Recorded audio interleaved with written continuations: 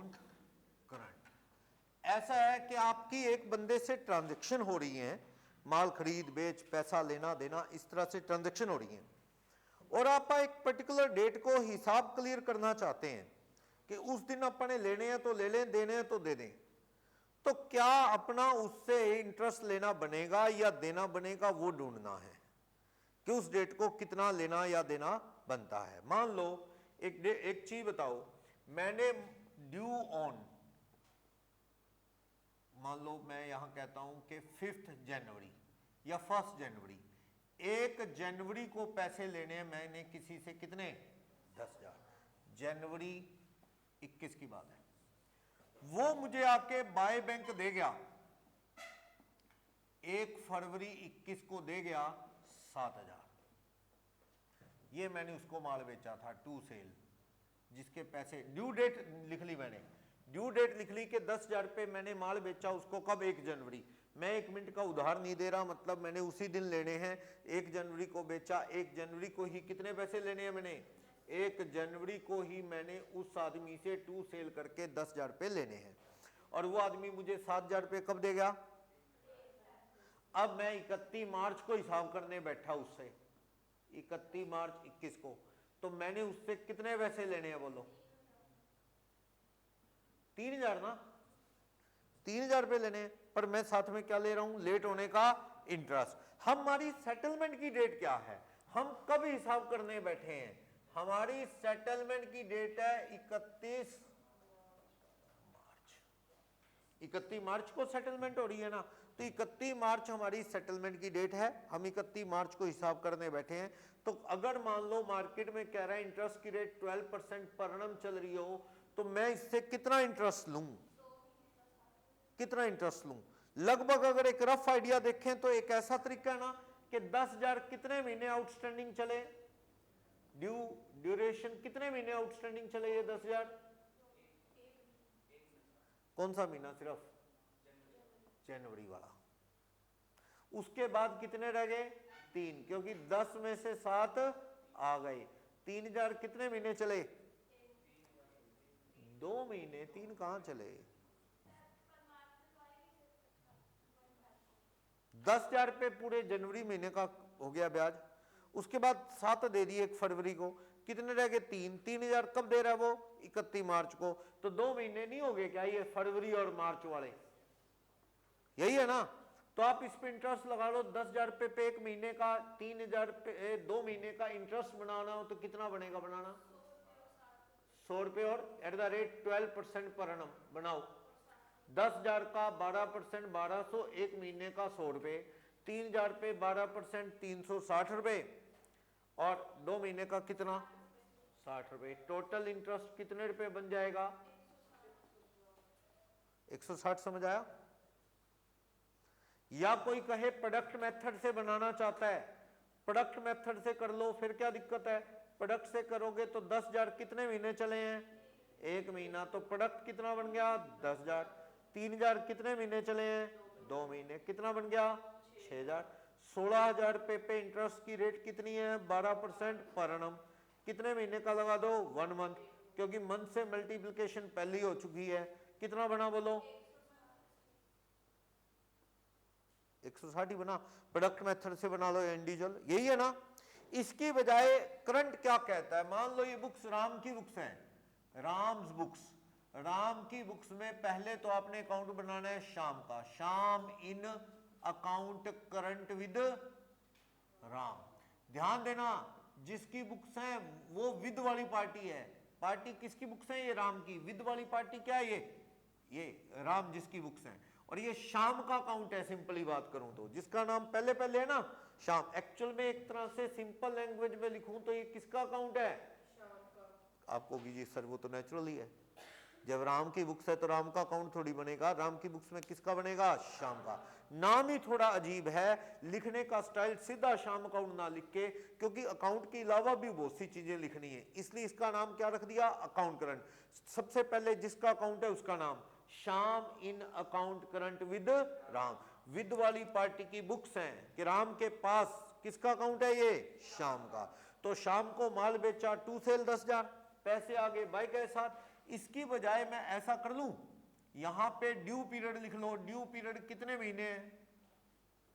अगर मैं ऐसे ना लगा के till the date of settlement लगा दूं, till the date of settlement, settlement तक का इंटरेस्ट लगा दूं, कितने महीने, 1 जनवरी से 3 महीने, उसका इंटरेस्ट लगा दूं, बनाना कितने रुपए बनेगा ये, 10,000 रुपए पे 12% पर annum 3 महीने का कितना बनेगा, 300। इधर बताओ, इसमें ड्यू पीरियड और इंटरेस्ट, देखो मैंने इसमें तो बैलेंस निकाला, मैंने 10 था, फिर 7 आ गए, कितने रह गए, 3।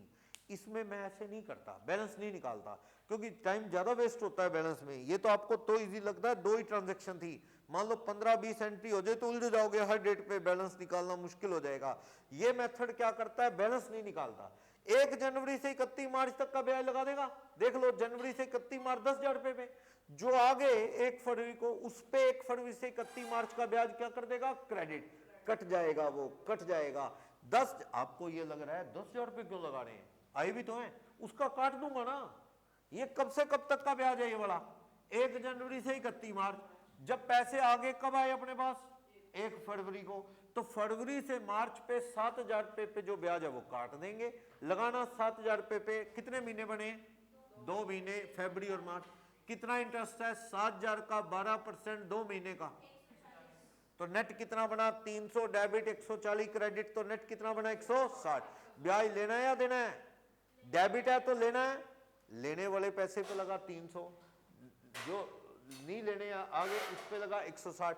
तो बाय इंटरेस्ट का बैलेंस कितना है बोलो, इंटरेस्ट का बैलेंस 160। इसकी एंट्री क्या करोगे आप, शाम अकाउंट डेबिट 160 टू इंटरेस्ट, अपनी एक इनकम है 160, यहां पे आप क्या लिख दोगे, टू इंटरेस्ट अकाउंट 160।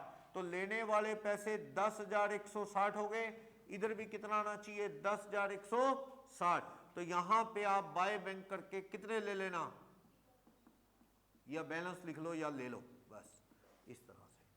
समझ आई बात। यानी इसमें तो बड़ा आसान लगता है कि बैलेंस निकाल के इंटरेस्ट लगा लो, पर मान लो अगर ये 8, 7, 10 एंट्री हो तो मामला उलझ जाएगा। तो बेटर रहेगा कि यूं चलो, डेबिट वाला अलग चलने दो, क्रेडिट वाला अलग, आपस में क्या कर दो, नेट। वही इस कंसेप्ट समझ आना चाहिए माइंड में कि अकाउंट करंट बनाने का मेन पर्पस क्या है। चाहे आप प्रोडक्ट मेथड से इसको भी कर सकते हो बनाना, लो इसमें भी क्या बना लो, प्रोडक्ट बनाओ, 10,000 इंटू 3 महीने कितना हो गया, 30,000। इसका भी प्रोडक्ट बना लो, कितना प्रोडक्ट बन गया ये, 7,000 इंटू 2 महीने कितना हो गया, 14,000। डेबिट का प्रोडक्ट 30, क्रेडिट का प्रोडक्ट कितना, 14। तो प्रोडक्ट का बैलेंस कितना आ गया, 16। 16,000 के नेट प्रोडक्ट पे इंटरेस्ट बना लो, 16,000 का 12% पर annum 1 महीने का लगा लो, क्योंकि दिनों से मल्टीप्लाई की होती तो 1/365 करता। फिलहाल कितना बना, 160। वही आंसर आएगा, 160 रुपए 3160 लेने हैं। यानी इससे कर लो प्रोडक्ट से, चाहे इंडिविजुअली इंटरेस्ट बना लो, ये आपके ऊपर है। समझ आया, बस और क्या है। अकाउंट करंट में यही है, अकाउंट करंट का मीनिंग माइंड में घुस गया ना कि ये अकाउंट करंट है, क्या कहना चाहता है। पहला काम अकाउंट बनाओ, 2-2 कॉलम छोड़ दो, एवरेज ड्यू डेट में भी करते थे। पहला काम आप किसका अकाउंट बनाओ, दूसरी पार्टी का। अगर राम की बुक्स में बना रहे हो तो किसका, श्याम का। क्या करना है, यहां पे ट्रांजैक्शन की डेट दोनों तरफ लिखने के लिए स्पेस नहीं होता तो ना लिखो, चाहिए सीधा ड्यू डेट लिख दो। ड्यू डेट का मतलब अगर आप सेल करते हो, उधार का टाइम देते हो तो टाइम जोड़ के लिख देना। अगर कोई बिल आया या आपने एक्सेप्ट किया है तो उसमें ड्यू डेट 3 दिन ग्रेस जोड़ के लिख देना। जैसे देखो बिल ऑफ एक्सचेंज में होते हैं ग्रेस डेज, उधार सेल परचेज में नहीं होते। चलो तो यहां पे आप क्या लिख देंगे, ड्यू डेट, टू सेल या टू बैंक, जो भी, टू बीपी, पैसे, 2 कॉलम छोड़ दो। फिर यहां भी जो क्रेडिट की एज यूजुअल एंट्री लिख लो, बैलेंस 2 कॉलम छोड़ दो। पहले तो 2 कॉलम छोड़ के अकाउंट बना लो, फिर अपा देखते हैं इंटरेस्ट के लिए क्या कॉलम बनाना है। गैप का, गैप अब ये आपस में नहीं देखना, या ड्यू डेट वो बेस डेट नहीं है, यहां कोई कहीं मिक्स कर लो दोनों चैप्टर। उसमें तो बेस डेट थी, बेस डेट से गैप देखते थे, यहां बेस डेट नहीं होती। यहां पे क्या होता है, डेट ऑफ सेटलमेंट, कब बैठे हो हिसाब करने वो बताओ बस। 31 मार्च को हिसाब करने बैठे हो, 28 फरवरी को बैठे हो, कब बैठे हो वो पेपर में बताएगा। डेट ऑफ सेटलमेंट, कब लेने देने कब है, बस ड्यू डेट से सेटलमेंट की डेट का गैप देखना है। यहां कोई बेस डेट नाम की चीज नहीं। वो किस चैप्टर में थी, एवरेज ड्यू डेट। कई बार दोनों चैप्टर मिक्स कर बैठता है बच्चा, वो बेस डेट लेने बैठ जाता है, नहीं। क्लियर, सेट नेचुरल है। जब आप पैसे, मेरे को कोई बंदा कहता है सर बताना आपको ब्याज के साथ कितने पैसे देने हैं, मैंने कहा तू बता देगा कब, कहता पहले आप बताओ तो सर दे दूंगा मैं, देख लूंगा मैं, बताओ तो सी कितने देने हैं। मैंने कहा फिर मैं बताऊं कैसे, तू बता ना कब देगा, तब तक का ब्याज गिनूंगा, सीधी बात है, ठीक है ना, ब्याज तो बदलेगा, तो मुझे बताएगा तू कब देगा, तब तक का इंटरेस्ट लगाऊंगा मैं, ये चीज है ना। एक क्वेश्चन करता हूं जिससे ये कंसेप्ट थोड़ा और भी आपके माइंड में क्लियर हो जाए। क्वेश्चन नंबर 1 ही देख लो, अच्छा क्वेश्चन है, अकाउंट करंट के चैप्टर का क्वेश्चन नंबर 1। कंसेप्ट आ जाए माइंड में, मीनिंग आ जाए ना, तो बड़े आराम से हो जाता है।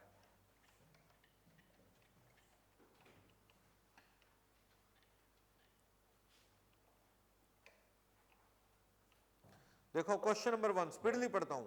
Prepare account current for Nath brother in respect of following transaction with Shyam. Shyam की ट्रांजैक्शन किसके साथ हुई है, नाथ ब्रदर के साथ। अब देखो किसके एंगल से बोल रहा है ये, श्याम के एंगल से। क्या, गुड सोल्ड, अच्छा एक minute, prepare account current for Nath brother, किसके लिए बनाओ, नाथ ब्रदर के लिए, in respect of following transaction with Shyam. Nath brother की किसके साथ ट्रांजैक्शन हुई है, श्याम के साथ। पर आप नीचे वाली वर्डिंग पढ़ो, goods sold to Sham, goods received from Sham, goods purchased from Sham, paid to Sham, paid to Sham, purchased from Sham, paid to Sham। ये किस, कौन बोल रहा है ये, नाथ ब्रदर। ये शाम खुद के लिए थोड़ी बोलेगा, नाथ ब्रदर। यानी ये चाहता है कि नाथ ब्रदर किसके साथ ट्रांजैक्शन कर रहा है, शाम के साथ, तो उसी की बुक्स बना लूं। वैसे फर्क नहीं पड़ता, उल्टे बैलेंस आ जाएंगे, चाहे आप शाम की बुक्स में नाथ ब्रदर का बना लो या नाथ की बुक्स में किसका, श्याम ब्रदर। वैसे ये क्या कौन रहा है, इसको बेचा, शाम को बेचा, शाम से खरीदा, नाथ ब्रदर। अच्छा रहता है किसकी बुक्स ले लो, books of Nath brother. Nath brother की बुक्स में किसका अकाउंट बनेगा, Shyam in account current with Nath brother. और ये मैंने शॉर्ट में आपको बता ही दिया था कि एक तरह से ये किसका अकाउंट है, ये एक तरह से श्याम का अकाउंट है। आप एग्जाम में ना भी लिखे चाहे किसका अकाउंट है, पर मेरे को पता है ये किसका अकाउंट है। चलो आप यहां पे मुझे बताओ कॉलम कौन कौन से बनाऊं, कॉलम कौन कौन से बनाते हैं हम। कॉलम बनाते हैं due date, date of transaction का कंप्यूटराइज में तो बन जाता है, शीट पे स्पेस कम होता है, मैं नहीं बना रहा। ये अपनी ट्रांजैक्शन का अमाउंट है पर्टिकुलर के बाद, ये वो है जो भी ड्यूरेशन गैप, ये आप देख लेंगे। फिर ड्यू डेट, फिर अमाउंट, फिर ये गैप या ड्यूरेशन कह दो, और ये देख लेंगे प्रोडक्ट बनाना है कि इंडिविजुअली बनाना है। चलो शुरू करो। ओपनिंग बैलेंस है कोई, ओपनिंग बैलेंस नहीं, दिखते जाओ ना क्वेश्चन बुक में। Question number 1 page number 3 of the chapter, वैसे 355 नंबर है बुकलेट में। तो क्वेश्चन नंबर 1, 16 सितंबर को शाम को माल बेचा 200 का, टू सेल्स अकाउंट कितने का माल बेचा, 200। ड्यू डेट कब है इसकी, इसकी ड्यू डेट है 1 अक्टूबर, मैं उसी का कॉलम बना रहा हूं। फिर कहता है शाम से पैसे आ गए 1 अक्टूबर को, कितने पैसे आ गए, बाय कैश कितने पैसे आ गए, पैसे आ गए 90 रुपए, ओके। फिर कहता है जी गुड्स परचेज किया शाम से, जिसकी ड्यू डेट कब है, 1 दिसंबर, बाय परचेज अकाउंट कितने का माल खरीदा, ये माल खरीदा 500 रुपए का। फिर कह रहा है शाम को पेमेंट दी 1 नवंबर को, टू कैश कितनी पेमेंट दे दी, फिर पेमेंट दे दी कब, 1 दिसंबर को, टू कैश। ये लेट दी तो इस पे इंटरेस्ट का फर्क पड़ेगा, ये भी 330। फिर कहता है 5 दिसंबर को शाम से माल खरीदा, बाय परचेज अकाउंट कितने का माल खरीदा, ये 500। ड्यू डेट कब है इसकी, 1 जनवरी 17, ओके 2017 में पहुंच जाएगा ये। चलो आगे, 2001 है क्या, 16 कहाँ था, अच्छा 16 सितंबर था, 2001 है ये, ओके।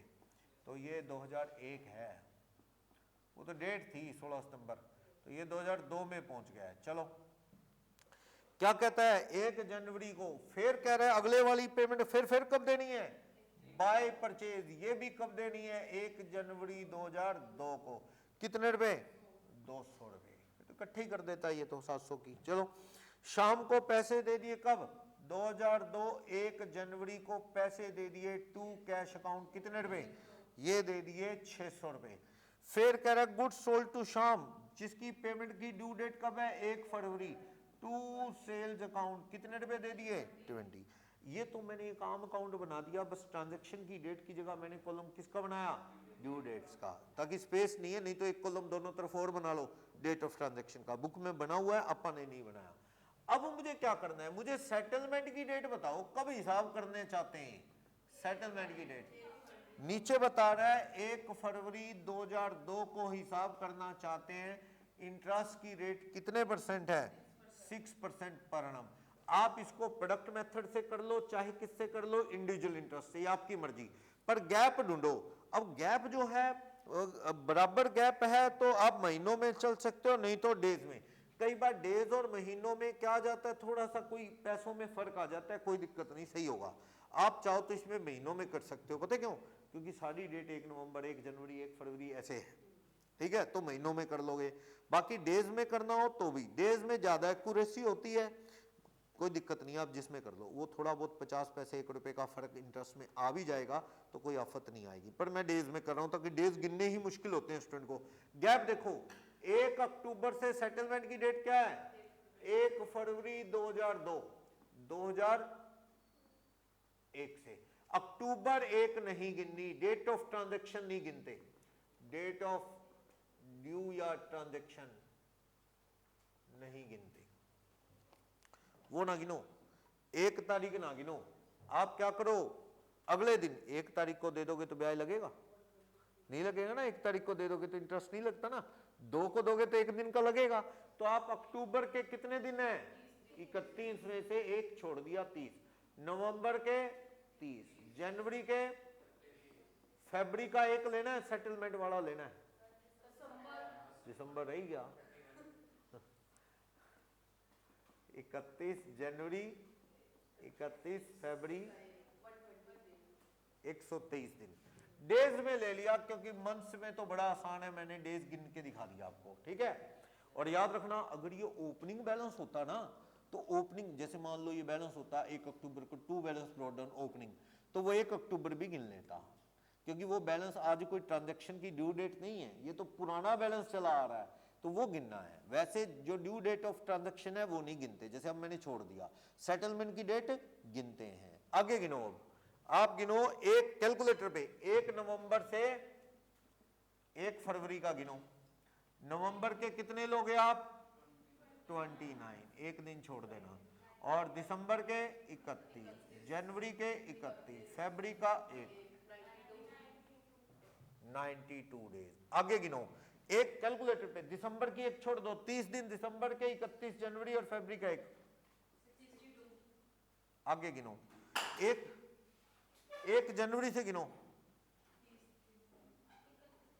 30 दिन जनवरी के, 1 नहीं गिननी, 30 दिन जनवरी 1 दिन फरवरी 31, ये तो छोड़ दो, ड्यू डेट ऑफ ट्रांजैक्शन है, ये छोड़ दो, ड्यू डेट ऑफ ट्रांजैक्शन नहीं गिनते।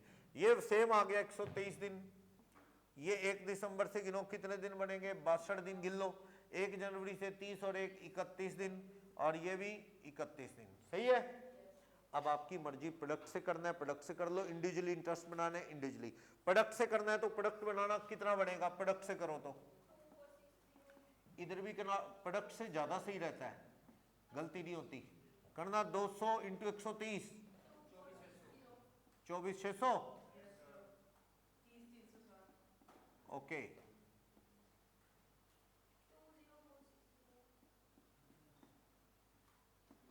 अठारह 0, 90 इंटू 123, 11,070, 31,000, 15,500, 62,100। अब देखना प्रोडक्ट का बैलेंस किस साइड का ज्यादा है, प्रोडक्ट का बैलेंस देखो पहले, डेबिट साइड लेने वाली साइड है, क्रेडिट साइड लेना कम हो जाएगा या देना बढ़ेगा? तो लेने वाली साइड और वो देने वाली साइड, कौन सी साइड ज्यादा है? Debit side. कितना? इधर भी 71,880। तो बैलेंस कितना आ रहा है बोलो 1 फरवरी को? By balance carry down product का बैलेंस कितना आ रहा है? करो 8110 इंटरेस्ट लगाओ प्रोडक्ट बैलेंस पे। जो प्रोडक्ट का बैलेंस है डेबिट वाला उस पे इंटरेस्ट की रेट 6% पर एनम डेज से मल्टीप्लाई हो चुकी है, इसलिए क्या लीप ईयर है नहीं, 365 से डिवाइड करो कितना बनेगा? 8110 इंटू 6% अपॉन में 365 कितना? 1.33। तो आप यहां पे इंटरेस्ट लगाओ कितना? सही है क्या? कोई गलत है कुछ? आपने प्रोडक्ट का बैलेंस गलत निकाल दिया, इसका मतलब यही टोटल गलत है आपका। ये 24,600 अगले पेज पे देख के बता दो ना। 24,600, 30,360, 20,460 और 18,600, 94,020 आ रहा है ये 94,020। यही तो है, पेपर में भी ऐसे गलतियां हो जाती हैं। टोटल गलत हो गया, सारा ही क्वेश्चन गलत हो गया फिर तो। देखना 11,070 सही है। 31,15,500 बस कितना? 30,250 का प्रोडक्ट है ये। 30,250 पे 6% पर एनम एक दिन का लगाओ तो कितना आ गया? लीप ईयर है नहीं तो इंटरेस्ट 4.97 4.97 कह दो, या फिर आप इसे 5 रुपए बनाना चाहो 5 रुपए, नहीं तो ऐसे ही चलने दो, कोई दिक्कत नहीं। जर्नल क्या करूं, लेना है या देना है बताओ? ये बुक्स किसकी है? नाथ ब्रदर। नाथ ब्रदर ने लेना है या देना है बोलो? लेना है। लेने वाली साइड का ज्यादा है प्रोडक्ट, ये डेबिट बैलेंस है प्रोडक्ट का, लेने वाला ज्यादा है तो लेना है। लेना है तो इनकम है। इंटरेस्ट को क्या करेंगे आप? क्रेडिट 4 पे 97 पैसे। डेबिट किसको करोगे? शाम को 4 पे 97 पैसे। शाम के अकाउंट में क्या कर दो? 4 पे 97 पैसे 1 फरवरी को एंट्री कर दो। अब बोलो इसका टोटल कितना बनता है, देख के बता दो।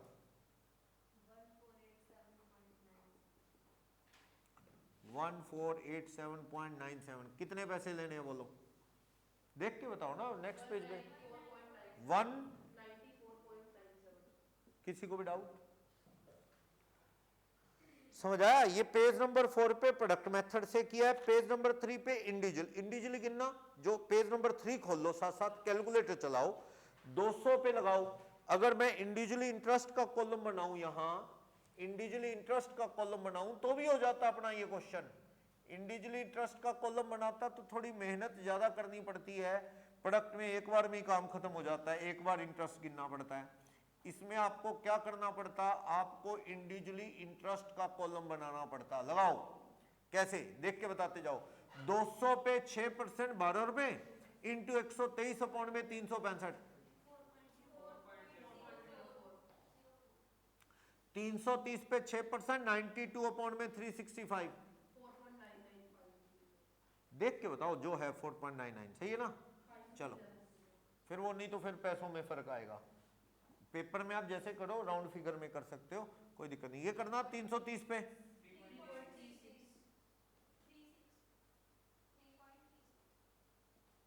चलो 600 पे 31 दिन का। पेज नंबर 4 पे इधर 90 पे 123 दिन का लगाओ, कितना है? 1.82। अगले वाला गिन लो कितना? 5.10। अगले वाला गिन लो 2.55। अगले वाला गिन लो 1.02। अब देखो इंटरेस्ट का टोटल कौन सा ज्यादा है? ये वाली साइड ज्यादा है। इधर आ रहा है 15.46, टोटल कर लो। इधर भी कितना आना चाहिए? 15.46। तो 4.97 डेबिट बैलेंस आ रहा है, बैलेंसिंग फिगर वो जोड़ दिया, अपना क्वेश्चन हो गया। देख लो, अच्छे से माइंड में फिट कर लो, क्योंकि एक क्वेश्चन होते ही चैप्टर हो जाता है। इसमें है ही नहीं कुछ, कंसेप्ट तो है नहीं इसमें। इसमें तो क्या एक प्रोसीजर है, रट्टा मार वाला प्रोसीजर है एक तरह से। ये ऐसे ऐसे करते जाओ, इंटरेस्ट आ जाएगा। इसमें मैथमेटिक्स का रोल ज्यादा है अकाउंटेंसी का काम कम है, इंटरेस्ट गिनना है आपने। क्लियर? मैं ना इस क्वेश्चन समझ आ गया, इस क्वेश्चन में थोड़ा चेंज करके एक कंसेप्ट और बता रहा हूं मैं, देखना। अगर क्वेश्चन यही है, मैं यहां कह दूं कि सेटलमेंट की डेट 1 फरवरी है ना, सेटलमेंट की डेट, ये वाली जो पेमेंट है ना, ये वाली सेल की पेमेंट का टाइम आपने उसको दे दिया 10 मार्च,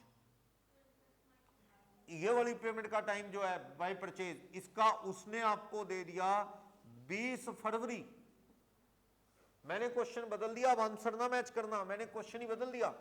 मैंने कहा यहां ये हटा रहा हूं, अमाउंट तो वही रहे, लेकिन मैंने उनकी ड्यू डेट्स क्वेश्चन बदल दिया ताकि एक कंसेप्ट और हो जाए। ऐसा हो सकता है कि भाई आप हिसाब करने कब बैठे, 1 फरवरी, कुछ पेमेंट लेनी देनी कब हो, 1 फरवरी के बाद, तो वो जल्दी होने से क्या होगा, इंटरेस्ट कटेगा ना। वही बात कि मैं ये कह रहा हूं कि आपकी सेटलमेंट 1 फरवरी को कर रहे हो, जबकि ये लेने कब है, 20 फरवरी। कितने दिन आगे की बात है, 19 दिन। तो माइनस के 19 दिन करके प्रोडक्ट लो तो भी, इंटरेस्ट लो तो भी क्या होएगा, कम होएगा इंटरेस्ट लगाना। 200 पे 6%, 19 बटा में 365 कितना बनता है, समझ आई बात? यहां भी ये 10 मार्च है, बताओ अपा हिसाब करने कब बैठे, अपा हिसाब करने बैठे 1 फरवरी, वो डेट क्या है, 10 मार्च। कितने दिन पहले, अर्ली डेज सेटलमेंट हो रहा है, पहले सेटलमेंट हो रहा है, तो इंटरेस्ट उल्टा होगा। बंदे से लेने तो आपने 10 मार्च को है, कितने रुपए, 20, और ले रहे हो कब, 1 फरवरी को, तो इस पे तो ब्याज कटेगा। कितने दिन जल्दी, फरवरी के कितने हो गए, 27, 28 में से एक दिन छोड़ दो ना, और मार्च के 10, कितने दिन हो गए, इसको माइनस का क्या लिख दूं, 37, बनाओ 20 रुपए पे 6%, 0.121, जो भी आए माइनस का आएगा। समझ आई बात? और भी हो सकती थी एक आधी एंट्री। लास्ट में क्वेश्चन ऐसा है जिसमें सारी डेटें माइनस की हैं, तो करते चलो, घबराओ मत, माइनस लिखते चलो, माइनस लिख के माइनस के लिखते रहो, फिर देखो माइनस कम वाला माइनस किधर है। इसमें कोई दिक्कत नहीं करना टोटल। मुझे बताओ इसका टोटल कैसे गिनोगे आप, 4 पे 4 पैसे, 4 पे 99, 3.36, 3.6 माइनस 1.12 करना, कितना आएगा,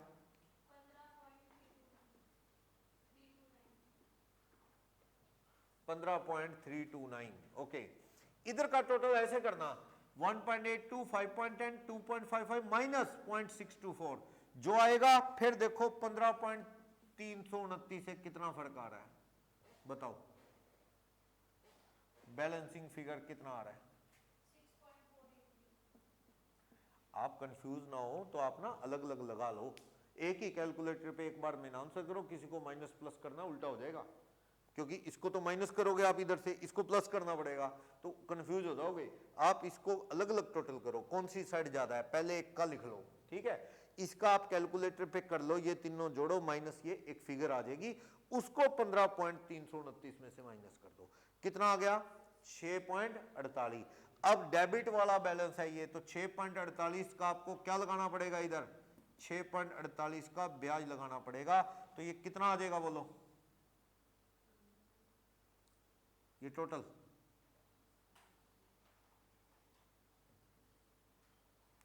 1486.48।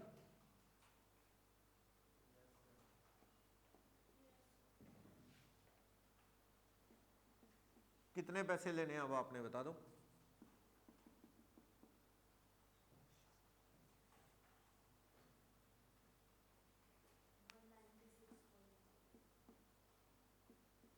समझ आया?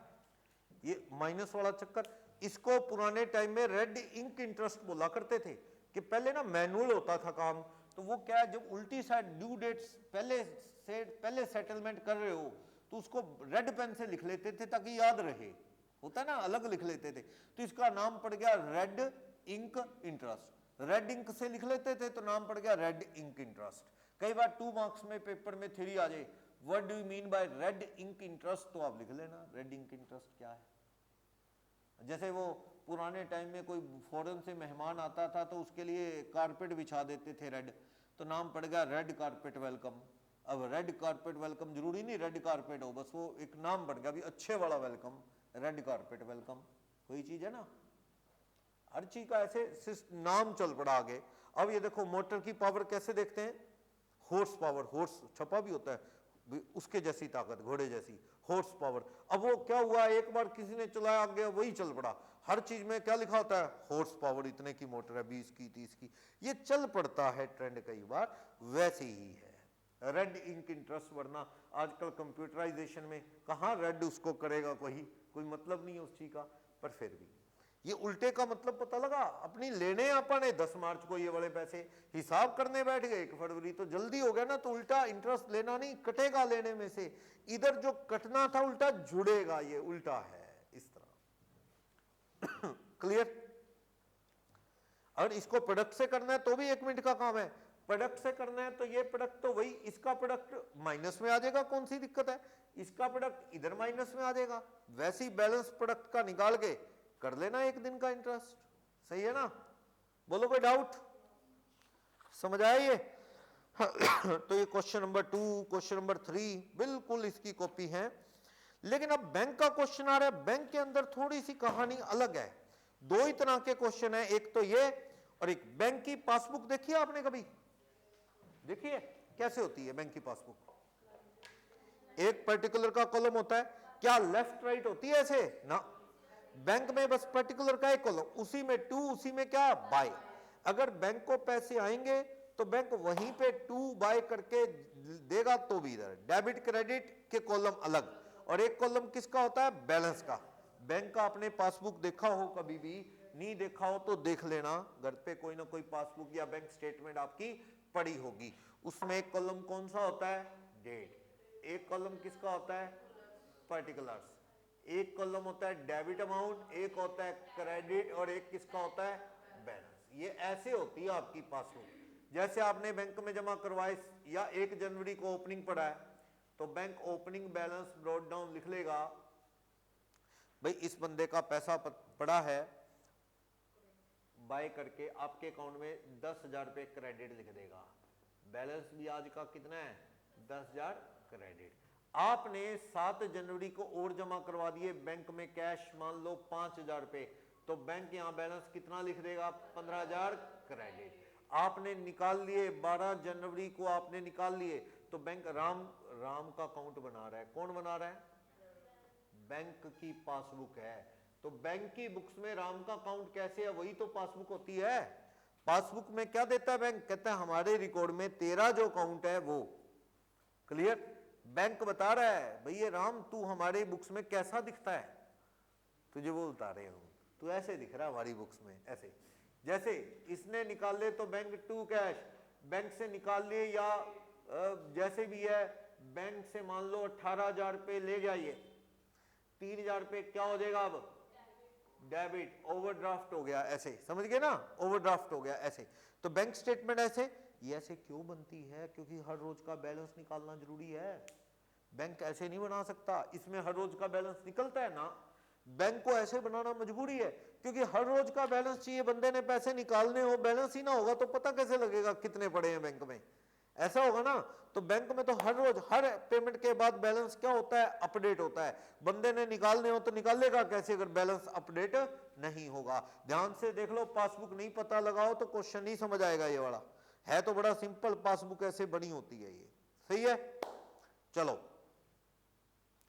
अब ये है कि यहां पे अपने को वही डेज गिनने को, ये वाला बैलेंस कितने दिन, अब ये डेट ओपनिंग है, फिर ये अगली डेट है, तो ये यहां पे दिन गिनने अपने, नीचे एक नोट है, देखना एक नोट पढ़ो पेज पे, नीचे पेज नंबर 6 पे पढ़ो नीचे note. In case of bank, banks के मामले में स्पेशल बता रहा है क्या, in case of banks gap days are computed by considering the date of transaction but without considering the next date of transaction. For example, computing gap days between 2nd January to 15 January, अगर आप 2nd को transaction हुई, अगली transaction कब हो रही है, 15 जनवरी को, तो 2nd January is consider, 2nd को गिन लो पर 15 जनवरी को कंसीडर नहीं करना, as it will be considered in next computation. मान लो अब आगे गिन रहे हो 15 से 27, तो 15 को गिनोगे अगले में, जैसे वो आप स्टैट में पढ़ते होगे, एक एक्सक्लूसिव सीरीज होती है ना, 0 to 10, 10 to 20, 20 to 30, 30 to 40, ये कौन सी सीरीज है? एक्सक्लूसिव। 10 नो कहां गिना जाएगा? 0 to 10 में के 10 to 20 में? नेक्स्ट में, याद है ना, स्टैट पढ़ते हो, 10 में अगले में गिना जाएगा। इंक्लूसिव सीरीज में नहीं होता ऐसे, 0 to 9, आगे 9.12, 19 ऐसे 19.12, फिर उसमें कोई कंफ्यूजन नहीं है, वो कौन सी सीरीज है? जो है यही है, इंक्लूसिव। तो ये किसकी तरह है?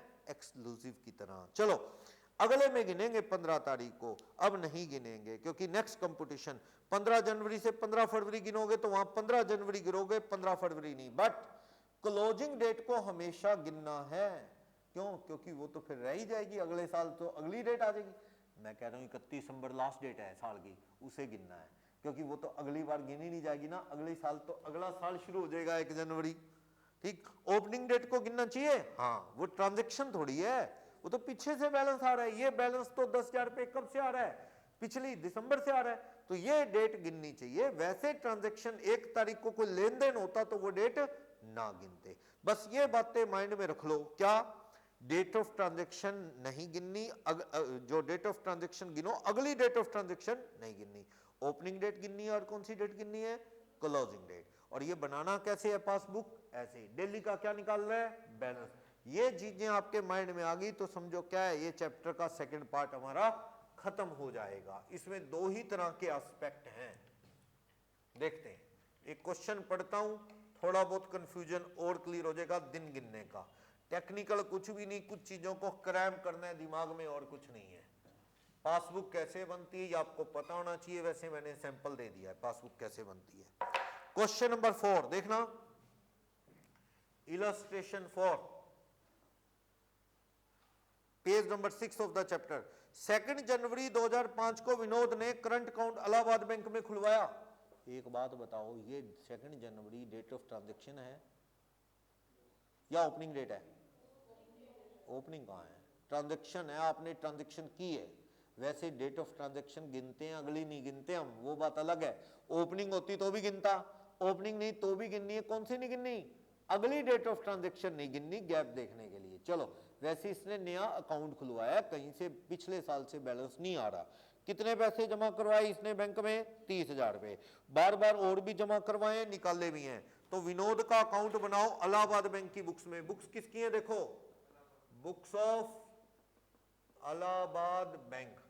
इलाहाबाद बैंक की बुक्स में किसका अकाउंट है? विनोद अकाउंट। बैंक बना रहा है विनोद का अकाउंट। तो यहां पे डेट्स लिख लो ट्रांजैक्शन की, पर्टिकुलर्स लिख लो, डेबिट लिख लो, क्रेडिट लिख लो और क्या लिख लो? बैलेंस लिख लो। डेबिट अमाउंट, क्रेडिट अमाउंट और बैलेंस, ये कॉलम बनाओ। पहले तो बताओ कौन सा साल है? 2005, लीप ईयर का कोई चक्कर नहीं। 2 जनवरी को इसने अकाउंट खुलवाया। बैंक क्या एंट्री करेगा? बोलो, बैंक क्या एंट्री करेगा? By cash. Cash account debit to Vinod, तो विनोद के अकाउंट में क्या करेगा? By cash. कितने पैसे? 30,000 रुपए। तो ये 30,000 रुपए कौन सा बैलेंस है? बोलो, क्रेडिट बैलेंस। आगे चलो, फिर देखो 15 जनवरी को विनोद और जमा करवा रहा है। कितने? 12। तो बैंक फिर करेगा बाय कैश अकाउंट 12,000 क्रेडिट, तो विनोद के पैसे कितने हो गए? 42,000 कौन से? क्रेडिट हो गए। फिर उसके बाद चलो 12 मार्च से पहले 15 फरवरी की नीचे ट्रांजैक्शन आ रही है। 15 फरवरी को क्या कह रहा है? To cash account. कितने पैसे? टू कैश अकाउंट 26,000 रुपए। ओके, तो 26,000 रुपए डेबिट काटोगे तो कितना बच गया? ये 16,000। अभी भी कौन सा बैलेंस है? क्रेडिट बैलेंस है। 15 फरवरी के बाद ये कह रहा है 12 मार्च को, 12 मार्च को क्या कह रहा है? फिर ये बाय कैश। कितना? 8,000 रुपए। 8,000 तो कितना? 24,000 क्या? क्रेडिट। उसके बाद 12 मार्च के बाद 10 अप्रैल को क्या कह रहा है? 10 अप्रैल को क्या फिर जमा करवा रहा है? क्या 10 अप्रैल को निकाल रहा है? तो बैंक करेगा टू कैश। कितने निकाल रहा है? 30,000। तो 6,000 इसका क्या हो गया? ओवरड्राफ्ट हो गया, डेबिट बैलेंस हो गया ये। ओके, 10 बैंक एक लिमिट तक ओवरड्राफ्ट दे देता है अच्छे कस्टमर को, कोई दिक्कत नहीं है। और 10 मई को क्या कह रहा है? 10 मई को बाय कैश इसके कितने आ गए, 16,000 रुपये आ गए, तो वापिस ये 10,000 रुपये क्या हो गया, क्रेडिट हो गया। फिर कहता है 10 मई के बाद 15 जून, तो ये टू कैश 14,000 रुपये क्या ये निकाल रहा है, 4,000, फिर डेबिट हो गया, कभी डेबिट हो रहा है कभी क्रेडिट। चलो ये सारी कहानी लिख ली अपन ने। पासबुक बनानी आनी चाहिए, पासबुक सिंपल है, कुछ भी नहीं है, लेफ्ट राइट साइड नहीं होता, पर्टिकुलर का एक ही कॉलम होता है पासबुक में, क्योंकि उसमें रोज का बैलेंस निकालना होता है, मेन मुद्दा ये है। वहां ऐसे नहीं चल सकता कि एंड में हिसाब करेंगे, वहां पैसे निकालने का एटीएम को क्या पता लगेगा किसके खाते में पैसे कितने हैं, तो ही पैसे निकलेंगे। आगे पढ़ो नीचे, विनोद का अकाउंट बनाओ इलाहाबाद, और इंटरेस्ट बैंक डेबिट पे 5 और क्रेडिट पे कितना देता है, 2, यानी इंटरेस्ट की जो परसेंटेज है on debit balance, debit balance का मतलब क्या है, बैंक ओवरड्राफ्ट पे कितना लेता है, 5, interest percentage allowed on credit balance, credit balance पे बैंक आपको कितना देता है, 2, बड़ी लूट है, क्रेडिट पे आपको 2 और लेते आपसे कितना है डेबिट पे 5, और प्रैक्टिकल ऐसा ही होता है, बैंक आपको सेविंग अकाउंट पे देता है ना, करंट अकाउंट पे तो देते नहीं पहली बात, या देता तो वो थोड़ा कुछ बैंक दे रहे हैं, वैसे ज्यादातर नहीं देते, सेविंग पे कोई 3% देते हैं और ओवरड्राफ्ट पे आपसे बहुत लेते हैं वो, यानी इंटरेस्ट की रेट सेम नहीं है, नहीं तो वो क्वेश्चंस की तरह डेबिट क्रेडिट का बैलेंस निकाल लेता, प्रोडक्ट का बैलेंस से काम नहीं बनेगा, रेट अलग अलग है। जो भी पीछे क्वेश्चन कर रहा था डेबिट और क्रेडिट प्रोडक्ट का क्या निकाल लिया था, बैलेंस, क्यों, क्योंकि रेट क्या थी, सेम, यहाँ रेट अलग अलग है, डेबिट का प्रोडक्ट अलग जोड़ना पड़ेगा, क्रेडिट का प्रोडक्ट अलग जोड़ना पड़ेगा। चलो ऐसा है कि मुझे कहता है आप 30 जून को सेटलमेंट करेंगे सारी, तो क्लोजिंग डेट कब है, क्लोजिंग डेट 30 जून को सारा हिसाब करना है, तो आप मुझे ना गैप डेज बताओ, गैप डेज 30 जून तक चलना है, गिनो, 2 जनवरी से 15 जनवरी कितने दिन, गैप डेज, कब से कब के, 2 जनवरी से 15 जनवरी, तो आपने 15 जनवरी नहीं गिनना और 2 जनवरी गिनना है, चाहे ओपनिंग हो चाहे ट्रांजैक्शन की ड्यू डेट ट्रांजैक्शन हो, अगली नहीं गिननी, अगली कहां जाएगी, आगे, अगर भूल जाओ ना कभी कंफ्यूजन हो जाए तो याद रखना एक्सक्लूसिव सीरीज, ऐसे याद रह जाती है ना कई चीजें। चलो तो कितने दिन हो गए, 2 गिननी है, 2 से लेके 14 तारीख कितने दिन हो गए, 13 दिन, 13 दिन लिख दूं यहां, गैप डेज 13 दिन। फिर देखो 15 जनवरी से कब के, 15 फरवरी, तो यहां 15 जनवरी गिनना है, हाँ 15 फरवरी गिनना है नहीं, क्योंकि वो आगे गिना जाएगा, तो जनवरी के कितने हो गए, 31 माइनस 14, 17 हो गए, 15 गिननी है, 17 हो गए, और फरवरी के कितने लूं, 15 तो गिननी नहीं, कितने दिन हो गए, ऐसे गिनने आपने ध्यान से। आगे चलो 15 फरवरी से 12 मार्च, 15 फरवरी गिनूंगा, यस, 15 फरवरी से 12 मार्च, ध्यान से गिनना, बैंक के केस में 15 फरवरी गिननी है, 12 मार्च नहीं गिननी, तो फरवरी के कितने 28 दिन माइनस क्या 14 दिन, 14 दिन फरवरी के हो गए, और मार्च के कितने हो गए 11, कितने दिन हो गए 25 दिन, समझ आई बात, गिनो आगे गिनो, 12 मार्च से 10 अप्रैल, 12 मार्च गिनूंगा, यानी 11 दिन ना गिनो, 12 से लेके 31, 20 दिन मार्च के हो गए और 9 दिन अप्रैल के, तो 20 और 9 29 दिन होंगे, आगे गिनो, 10 अप्रैल से 10 मई गिनो, 10 अप्रैल गिनू, हाँ गिनो, 9 दिन ना गिनो अप्रैल के, 21 दिन अप्रैल के और 9 दिन मई के, 30 हो गए। अब गिनो 10 मई से 15 जून के गिनो, 10 मई से 10 तारीख गिनो, यानी 9 दिन ना गिनो मई के पहले वाले, बस 10 मई से लेके 31 मई, कितने दिन हो गए 22, 31 माइनस 9 कर लो ना स्टार्टिंग के, 22 वो हो गए और 14 ये हो गए, 22 और 14 36, लास्ट वाले में गलती होने के पूरे चांस है, क्योंकि वहां गैप डेज जो गिनने हैं उसमें क्लोजिंग डेट गिननी है, वो कोई ट्रांजैक्शन नहीं हो रही वहां, वो क्लोजिंग डेट है, अगले साल भी नहीं गिनी जाएगी वो, तो अगर छोड़ दी तो आपने कब से गिनना है, 15 जून से लेके 30 जून, तो यहां 15 जून भी गिनना है और 30 जून क्योंकि क्लोजिंग डेट है वो भी गिनना है, तो कितना गैप डेज हो गए बोलो, 15 से लेके 30 के 16 दिन हो गए, ये 16 डेज, 14 दिन छोड़ दो, ऐसे कह लो ना, 30 में से स्टार्टिंग के 14 छोड़ दो बस, कितने दिन हो गए? 16। अब पंगा ये है कि प्रोडक्ट मैं अलग अलग बनाऊंगा, डेबिट का प्रोडक्ट अलग, क्रेडिट का प्रोडक्ट अलग, क्योंकि इंटरेस्ट की रेट ही अलग अलग है, डेबिट पे बहुत ज्यादा है, क्रेडिट पे कम। बनाओ 30,000 इंटू 13, 90,000 क्रेडिट साइड, ये 42,000 इंटू 31 क्रेडिट साइड, 13,02,000, ये बनाओ 4 लाख क्रेडिट है, भी क्रेडिट है 4 लाख, 696 क्रेडिट है, ये डेबिट आ गया 1,80,000, फिर ये 360 फिर क्रेडिट है, और ये 64 डेबिट। ऐसा है, एक बार स्पेस छोड़ दो, 2-3 लाइनें, प्रोडक्ट का टोटल लगाओ, डेबिट वाले का कितना आता है और क्रेडिट वाले का कितना, 2 लाख, इसका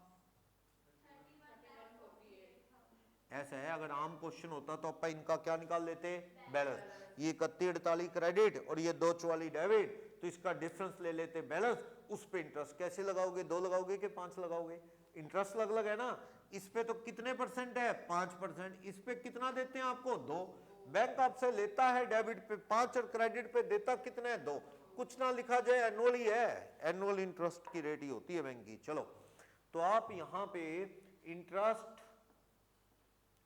charge by bank on debit balance, debit balance पे तो क्या लगाएगा बैंक आप पे, इंटरेस्ट कितना, 2,44,000 का 5% लगाएगा, डेज से मल्टीप्लाई हो चुकी है तो एक दिन का, okay. Interest allowed on credit balance, on credit balance by bank, bank आपको क्रेडिट पे कितना इंटरेस्ट देगा, 31,48,000 का कितने परसेंट, 2%, 1/365, कितना हो गया,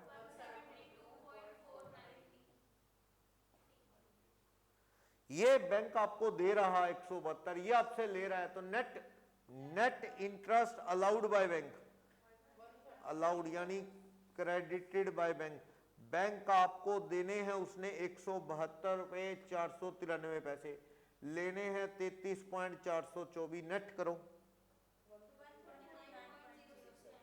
0, तो ये 139 रुपए ही कर दो, प्रैक्टिकली तो इन्होंने 140 कर दिया इसे राउंड करके, गलत आ रहा है कुछ थोड़ा सा, देखो सही है, 172, इन्होंने इसको राउंड ऑफ करके क्या कर दिया है 140, वैसे 139 कर देना चाहिए, पॉइंट से काफी कम है। तो चलो, अब ये देखो बैंक आपके इंटरेस्ट क्रेडिट करे या डेबिट, बताओ, ये लास्ट एंट्री भी गलत कर देते हैं लोग, आपको बैंक ने देने हैं या आपसे लेने हैं, बैंक ने आपको देने हैं, कितने पैसे देने हैं, 140 रुपए, तो आपके अकाउंट में बैंक क्या करेगा, बैंक का क्या है, इंटरेस्ट खर्चा, बैंक क्या एंट्री करेगा, interest account debit to Vinod, bank का एक खर्चा है। अगर कोई भी स्टूडेंट जर्नल डाल लेना, एक गलत कभी ना हो उसका, बैंक की बुक्स में एंट्री करो 140 की, बैंक का एक्सपेंडिचर है तो क्या करेगा बैंक, डेबिट टू पार्टी कौन, विनोद, तो ये विनोद का अकाउंट बैंक बना रहा है, तो विनोद के अकाउंट में क्या लिखेगा भाई, इंटरेस्ट अकाउंट, कब, 30 जून को, तो क्या कर रहा है 140 रुपए विनोद के अकाउंट को क्रेडिट, तो इसका बैलेंस कितना रह गया 3860, ओवरड्राफ्ट कम हो गया 3800, बोले 140 रुपए आपके खाते में क्या कर दिया बैंक ने, इंटरेस्ट डाल दिया। बैंक बनाता है पासबुक, हमेशा ध्यान रखना, बैंक या कोई सेठ है जो फाइनेंस का काम करता है वही बनाएगा ना कि मेरे कस्टमर का खाता क्या है, तो इंटरेस्ट की कैलकुलेशन के लिए अपन ये प्रोडक्ट और ये सब चीजें ढूंढते हैं। मीनिंग पता लगा इस क्वेश्चन का, डेज का मैंने पूरा बड़ा नोट लगाया ताकि डेज में गलतियां हो जाती हैं वो ना हो, ठीक है। तो इस तरह से ये क्वेश्चन है 7, और अच्छा क्वेश्चन है, अगर आप करोगे 7 हो जाए तो काफी क्वेश्चन हो जाएंगे, 7 है 8 है, कोई ज्यादा प्रॉब्लम नहीं है।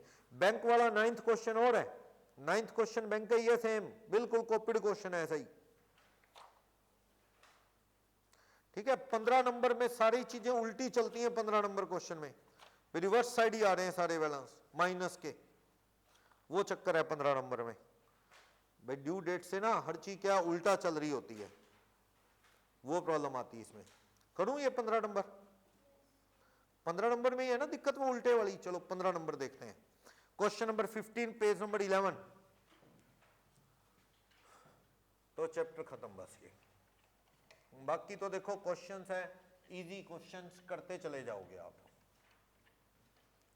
इसके वीडियो शेयर कर देंगे, थोड़े बहुत प्रैक्टिस के लिए क्वेश्चन देखने हो तो एक दो क्वेश्चन हाथ से करके जरूर देख लेना जिसने पहले नहीं किए हुए। बस एक आधा क्वेश्चन होती प्रैक्टिस हो जाएगी। जैसे 7th क्वेश्चन अच्छा है वो कर लेना। क्वेश्चन नंबर 15 पढ़ता हूं। क्या following transaction took place between X and Y during the month of April 11?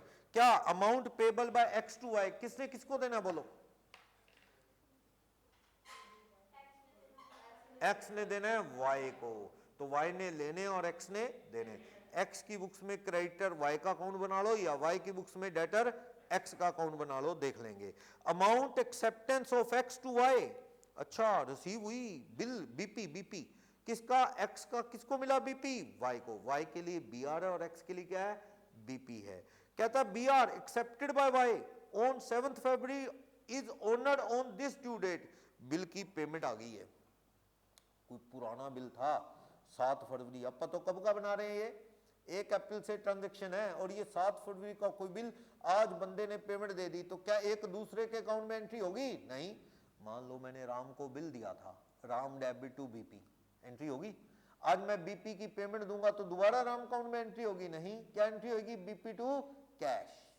तो आगे चलो, कहता है X receive cheque from Y, Y sold goods to X, X return goods sold by Y, bill accepted by Y is dishonour on this due date, prepare Y. अब ये बनाना किसकी books में, ये हमें बता रहा है, पढ़ना। Y in account in the books of X. अब ये किसकी बुक्स में बनाना है? जिसके कह रहा है उसकी बुक्स में बनाओ। बहुत बढ़िया है, बता दे तो इससे अच्छा क्या है। क्वेश्चन नंबर 15 लास्ट में लगा है, क्वेश्चन नंबर 15 पेज नंबर 11 पे, कि बुक्स किसकी? Books of X. Y in account current with X. एक तरह से शॉर्ट में कहूं तो ये किसका अकाउंट है? वाई का।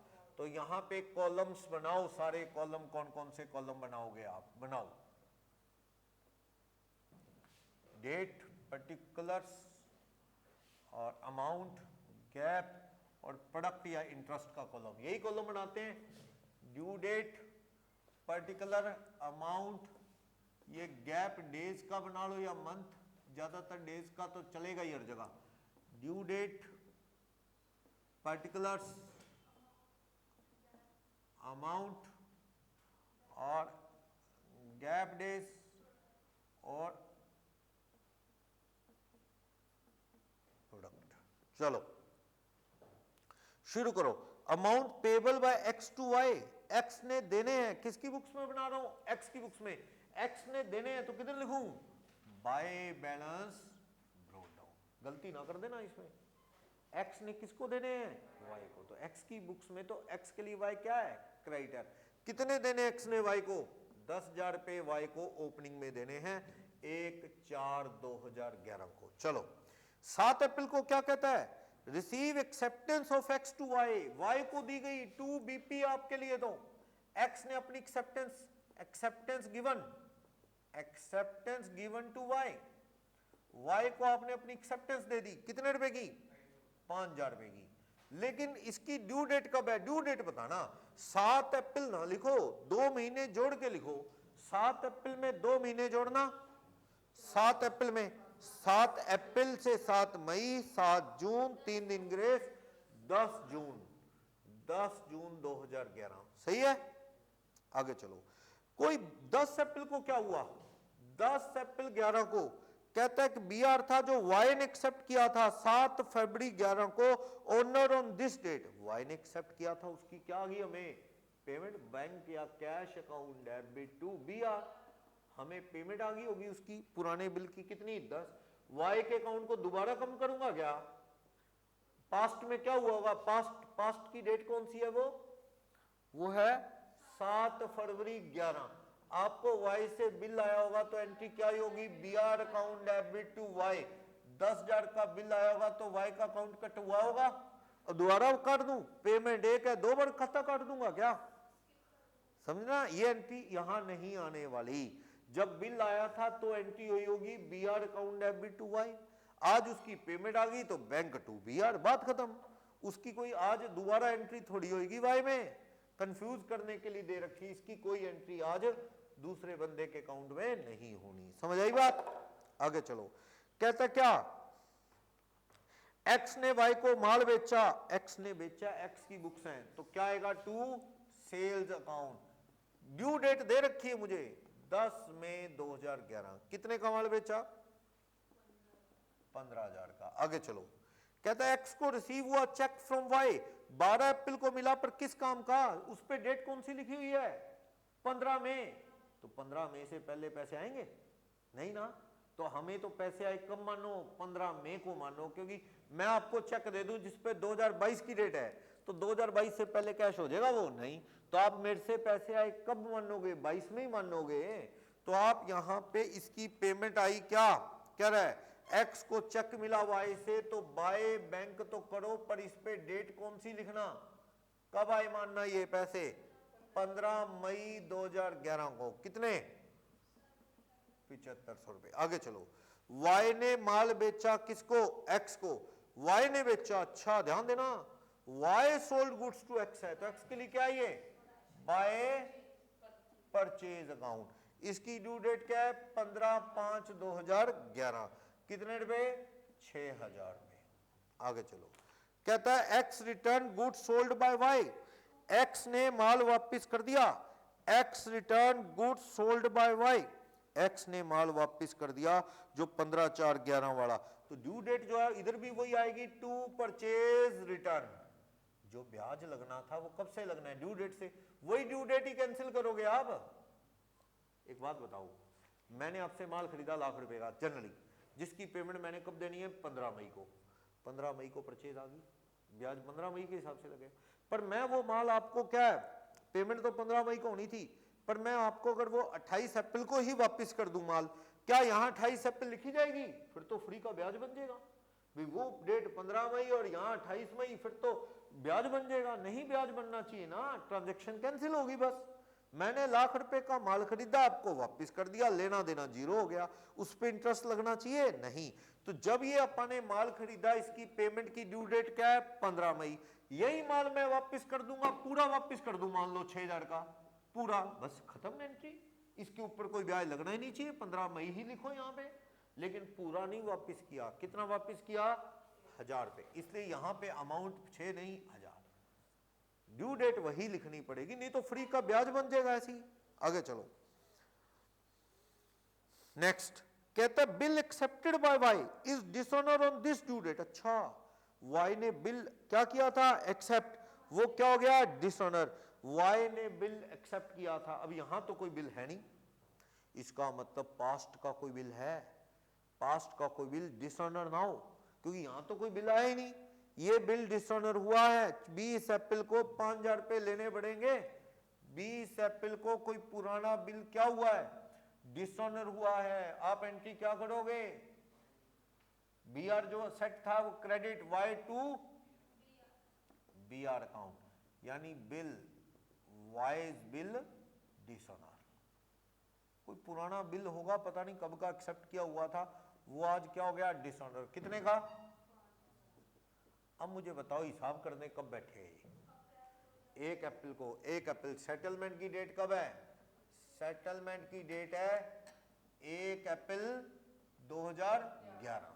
और इंटरेस्ट की कैलकुलेशन करेंगे कितने परसेंट से?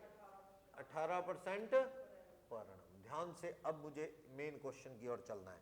तो ये हिसाब करने बैठे, प्रोडक्ट मेथड सबसे बेस्ट मेथड रहता है, क्योंकि उसमें छोटे छोटे ब्याज बार बार नहीं गिनने पड़ते। चलो बताओ, ये तो बड़ा पंगा है, 10 जून है ये, अब हिसाब करने बैठे हैं कब?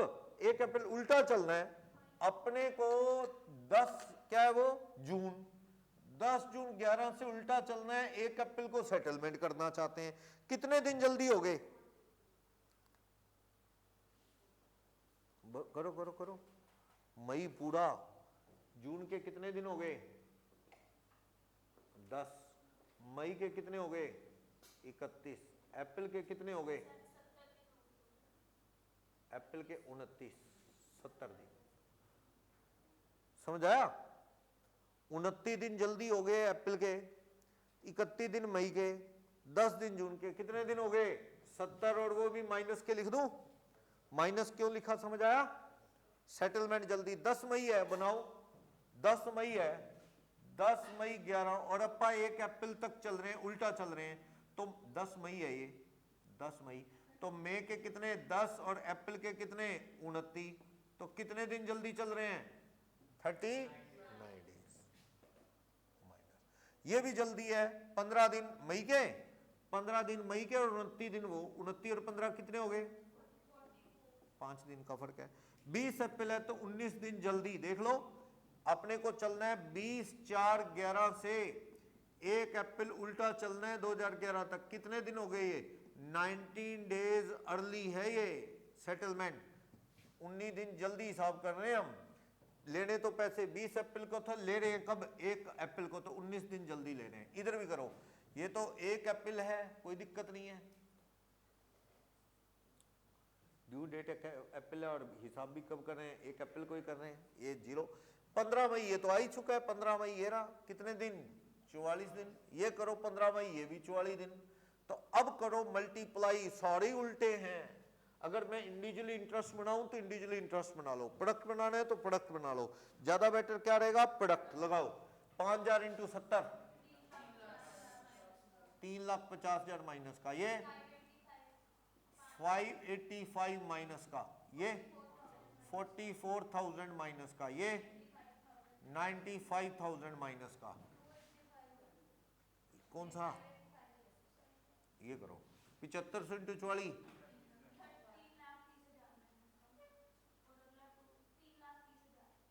ओके, ये वाला माइनस का कितना है 64।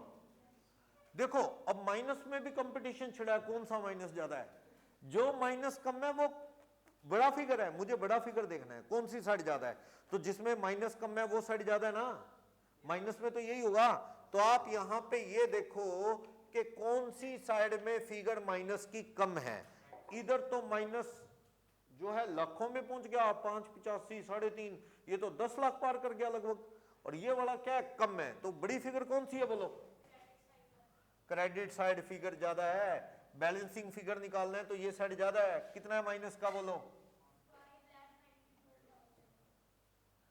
5,92,000, इधर भी कितना आना चाहिए 594 माइनस का, इधर भी क्या आना चाहिए 594 माइनस का, तो बैलेंसिंग फिगर प्रोडक्ट कितना आ रहा है बोलो, 1 अप्रैल को हिसाब करें तो 2 बैलेंस कैरी डाउन, प्रोडक्ट का बैलेंस बैलेंसिंग फिगर कितना आ रहा है बोलो, ये जोड़ो पहले, ये 3 3.5 5 85 44,000 और 95, मुझे बताओ डेबिट प्रोडक्ट का सम कितना है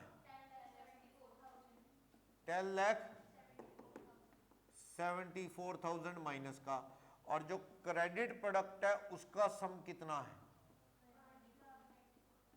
5,94,000, तो डेबिट साइड कितनी कम है क्रेडिट साइड ज्यादा है, तो क्रेडिट साइड जो एक्सेस है फालतू है, यानी क्रेडिट बैलेंस आएगा, क्रेडिट साइड बड़ी है कितना,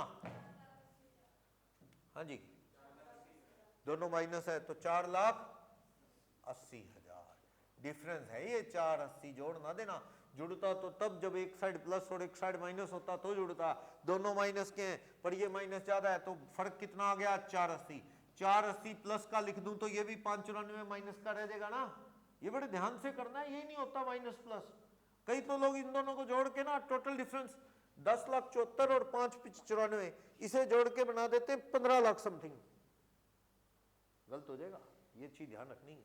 चलो अब आप देखो इंटरेस्ट लगाना है 480 क्रेडिट बैलेंस पे, interest on credit balance of product कितने परसेंट है 18% पर annum, इनटू एक दिन का लगा लो, लीप ईयर है क्या ना, लीप ईयर नहीं है, कितना 71 बोलो 236 पॉइंट समथिंग आ रहा है ना, गलत क्या है 417 पॉइंट क्यों आ रहा है, देखना एक बार अपना डिफरेंस ज्यादा क्यों आ रहा है? कैलकुलेशन सही है क्या? मल्टीप्लिकेशन सही है? देखना डेज वगैरह भी देखो।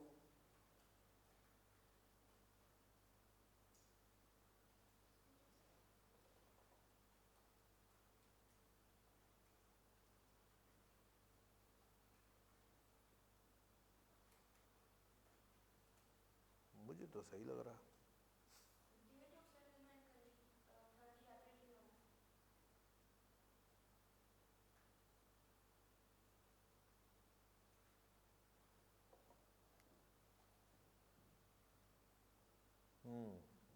क्योंकि इसने एक अप्रैल लिखा नहीं है कहीं, इसने कहा wise account in books of x for the month of April 11। अप्रैल 11 का हिसाब करो तो अप्रैल 11 का मतलब 1 अप्रैल या 30 अप्रैल लिखा नहीं, तो अप्रैल मंथ है तो सही है, इन्होंने 30 अप्रैल ही लिया होगा। अप्रैल मंथ का हिसाब करना है तो अप्रैल एंड को ही करना है, तो 30 अप्रैल किया होगा। अपन ने 1 अप्रैल लेके किया तो अपना कैलकुलेशन कितना आ गया? 236 रुपए समथिंग। सही है, कोई दिक्कत नहीं। अगर आप यहाँ पे सेटलमेंट की डेट क्या ले लोगे? सेटलमेंट की डेट ले लोगे 30 अप्रैल, क्योंकि अप्रैल मंथ है तो लास्ट में मान सकते हो कि अप्रैल लास्ट में हिसाब किया होगा। तो उससे क्या होगा? कोई दिक्कत नहीं, आप इसको मिनट में इसको बदलते हैं आप फिगर, देखना कैसे। लो अब कैलकुलेटर पे डेज गिनो, 10 जून और वो क्या है 30 अप्रैल, तो 10 दिन जून के, 31 दिन मई के। 10 जून और 31 कितने हो गए? 10 और 31 41। और ये अप्रैल के कितने? कोई भी नहीं, बस 41। देखना ना, अब गैप बदल गया ना। अब अगर आपने सेटलमेंट 30 अप्रैल को ली तो 30 अप्रैल पे जाना है, कब से जाना है मुझे? 10 जून 11 से जाना है वापस। तो आप देखो जून के कितने दिन लोगे? 10, और मई के कितने ले लोगे? 31। कितने दिन हो गए? 41, है ना? करो मल्टीप्लाई। ये सारी कैलकुलेशन पहले डेज कर ले, अपा डेज ही मेन मुद्दा है। अब करो यहां से 10 मई है तो 10 दिन ही माइनस के होंगे, 15 मई है तो 15 दिन माइनस, कैलकुलेशन और भी आसान होगी। 20 अप्रैल है तो ये प्लस का बनेगा, ध्यान देना। कितने दिन? ट्रांजैक्शन की डेट तो अपन ने लेनी नहीं, सेटलमेंट की डेट लेनी है, तो कितने दिन बनेंगे? 10। इधर लो 1 अप्रैल है तो 0, कोई बात नहीं, करो करो कोई बात नहीं, 1 मिनट लगेगा। ये गिनो 15 मई तो माइनस के 15, ये तो बहुत जल्दी हो गया, इतना तो गिनना ही नहीं था कुछ। देखना, क्योंकि वो कैलकुलेशन 1 अप्रैल की जगह 30 अप्रैल, ये कितना आ गया माइनस का? अच्छा हाँ, 1 अप्रैल को ओपनिंग है ना, 30 आएगा। सही है, सही है, सही है, क्योंकि ओपनिंग बैलेंस है तो एक दिन भी गिनेंगे। और सेटलमेंट की डेट अब कौन सी होगी? 30 अप्रैल कर दी मैंने ऊपर, वो देखो 30 अप्रैल है तो 30 दिन हो गए। 1 अप्रैल 1 तारीख क्यों गिनी? क्योंकि वो ओपनिंग बैलेंस है इसलिए गिनी, नहीं तो ट्रांजैक्शन होती तो 29 दिन लेता। अब ये सेटलमेंट की डेट बदल दी, वो 0 तो वो था जब 1 अप्रैल को अपन ने क्या माना था? Settlement date. ओके, कितने दिन हो गए? 30। ये गिनो 15, ये 15, करो मल्टीप्लाई। 2,05,000, ये माइनस के 1.5 लाख, ये माइनस के 15,000, ये प्लस के 50,000 है, ये प्लस के 50, इधर 3 लाख प्लस के, ये माइनस का 1,125,000 और ये माइनस का 90। अब देखो कौन सी साइड ज्यादा है, प्लस की माइनस की, देखो कौन सी साइड ज्यादा है। ये तो माइनस का बहुत बड़ा फिगर आ रहा है। माइनस टोटल बताओ, 2,05,000 यानी 3,55 और 3,70 और 50, 3,20 आएगा क्या माइनस का?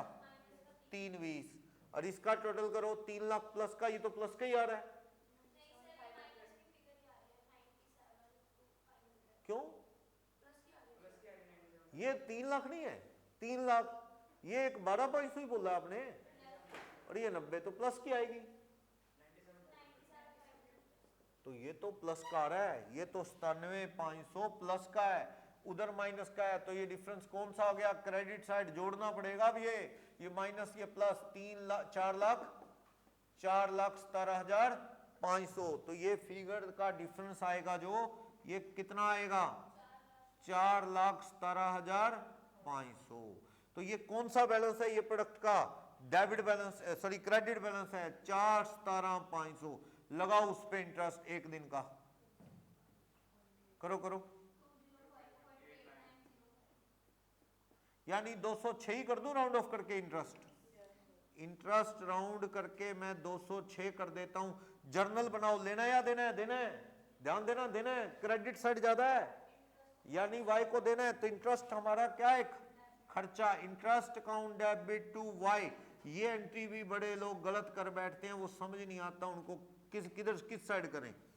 ठीक है, तो वो आप देखो डेबिट साइड ज्यादा है तो लेना है, क्रेडिट साइड ज्यादा है तो देना है। देना है, ये देना है तो आपका खर्चा है। इंटरेस्ट डेबिट टू वाई, तो यहां क्या करोगे? 30 अप्रैल को आप बाय इंटरेस्ट अकाउंट कितने रुपए? 206 रुपए। अब बोलो लेने देने का नेट बैलेंस कितना है? इस साइड का टोटल, उस साइड का टोटल करो। वो साइड ज्यादा है कि ये साइड ज्यादा है? देखो ये तो आ रहा है 20, 21, 5, 26 आ रहा है, ये आ रहा है 16, 23, 500, और ये साइड ज्यादा है, ये साइड ज्यादा है 26। इधर भी कितना आना चाहिए? 26। तो अपना 30 अप्रैल को इधर से बाय बैंक करके या बैलेंस निकाल देना। आपने कितने पैसे लेने हैं? 2294, बस 2294। यानी चलो दोनों से प्रैक्टिस होगी। मैंने तो 1 अप्रैल भी ड्यू डेट, सेटलमेंट की डेट मान के दिखा दिया 30 अप्रैल। वैसे अच्छा अप्रैल मंथ का बनाने को कह रहे हैं ना, तो इसका मतलब अप्रैल एंड में हिसाब करेंगे, 1 तारीख को नहीं। अप्रैल मंथ का हिसाब करने बैठे हैं तो एंड में हिसाब मान लो तो सही है 30 अप्रैल। पर चलो प्रैक्टिस आपने तो कंसेप्ट की 2 हो गए, 1 अप्रैल भी ड्यू डेट मान के करके देख लिया आपने। समझ आ गया? ये थोड़ा टिपिकल इसलिए क्योंकि ये ना माइनस वाले आ रहे हैं ज्यादा, तो करके दिक्कत हो जाती कई बार। कर लोगे? तो ये आगे भी एक जगह क्वेश्चन आता है ऐसा। क्वेश्चन नंबर 7 में हर जगह ईयर 2016 कर लेना। क्वेश्चन नंबर 7 है page number 18 of the chapter, या 370 बुकलेट में, 370 बुकलेट में या पेज नंबर 18, इसमें हर जगह क्वेश्चन नंबर 7 में डेट 2016 कर लेना। की हुई है? 16 ही है क्या? सही है। फिर किसी की बुकलेट में कोई डेट अलग है ना, year question number 7 page number 370, chapter wise page number 18 है। इसमें देख लो जिनको लेटेस्ट बुक मिली है वहां 16 ही होगा, जिनके पास कोई थोड़ी दिन पुरानी है उसमें कर लो, ठीक 2016 कर लो हर जगह, ईयर 2016। और इससे पहले वाले क्वेश्चन में बैंक वाला जो क्वेश्चन है वहां ईयर 2018 कर लो, 18 ही है। सॉल्यूशन में शायद ऊपर ऊपर 16 लिखा है, 18 है क्वेश्चन में, 18 लीप ईयर नहीं है, 1 साल 365 दिन का लिखा भी है क्वेश्चन नंबर 6 में। ईयर 2018 ही है, आंसर में भी 2018 है। कर लो, नहीं है तो कर लोगे, हो गया चैप्टर खत्म अकाउंट करंट। मैंने जो मैक्सिमम जो क्वेश्चन थे टिपिकल थे वो करवा दिए इसमें, और बैंक वाला भी हो गया। तो बस अब तो आपकी प्रैक्टिस है, आप कितने क्वेश्चन खुद कर पाते हैं। हाँ, अजम्पशन लगा के लिख सकते हो। अगर सेटलमेंट की डेट क्लियर ना पता लग रही हो कि 15 अप्रैल है, 1 अप्रैल है, 30 अप्रैल है, कब है, वैसे तो बेस्ट है मंथ लिखे तो एंड वाला ही मान लेना, कि एंड में ही बैठे होंगे हिसाब करने। पर अगर कभी कंफ्यूजन है तो आप अपनी अजम्पशन नीचे दे दो, एग्जामिनर उसके अकॉर्डिंग कोशिश, मतलब अगर एग्जामिनर ने ये चैप्टर पढ़ा हुआ है तो अच्छे से चेक करेगा वो आपका। प्रॉब्लम यही है कि अगर एग्जामिनर सिर्फ सीए है, पढ़ाता नहीं है, ट्यूशंस नहीं पढ़ाता, तो कई बार दिक्कत होती है, उसे ना कंसेप्ट उतने आते नहीं होते, वो तो उसके पास आंसर होता है, थोड़ा बहुत अजम्पशन देख लेता है, वो सारी नहीं देख पाता।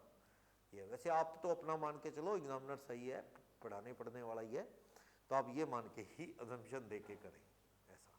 वैसे सही पेपर चेक वही कर सकता है जो टीचिंग में हो, दूसरा कर ही नहीं सकता सही, क्योंकि उसकी टिप्स पे होते हैं कंसेप्ट।